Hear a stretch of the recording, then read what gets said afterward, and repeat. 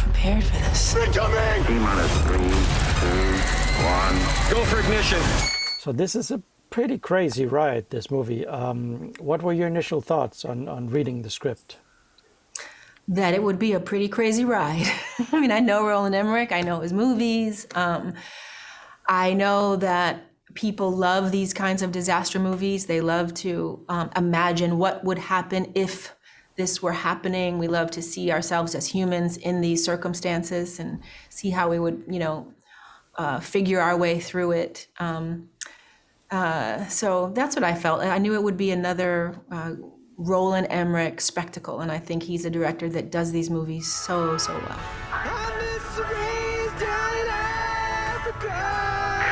Why?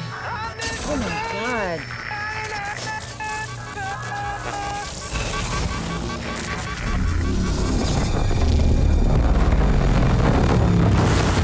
How did you prepare for this role as director of NASA and ex-astronaut? Was there any kind of boot camp, NASA boot camp, zero gravity thing?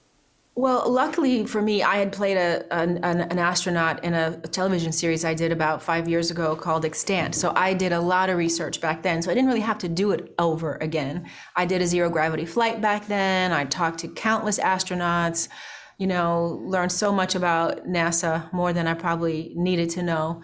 Honestly. And so I got to this time just sort of rely on that research that I had already done. This was a world that felt familiar to me because of that television show. We're dealing with an intelligent entity. We're planning a mission to attack this thing. I'm asking you for your help. Say yes, Brian.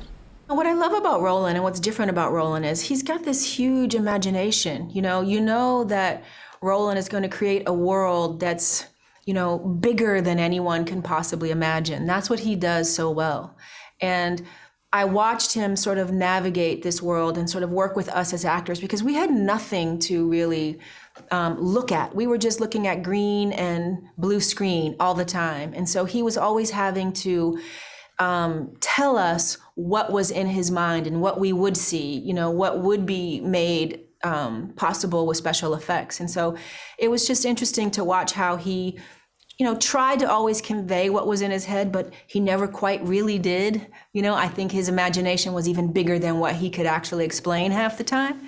So it was just interesting to watch, how he worked with us, knowing what he knew he would ultimately do at the end of the day. I need you to be brave. If the moon really is what you think it is, suit up. Tom Cruise and Elon Musk is teaming up to make a big movie that's going to be filmed in actual outer space. If Tom Cruise was to call you up and be like, "Strawberry, we need you," would you be willing to actually go into outer space and make a movie, or is it you prefer the soundstage?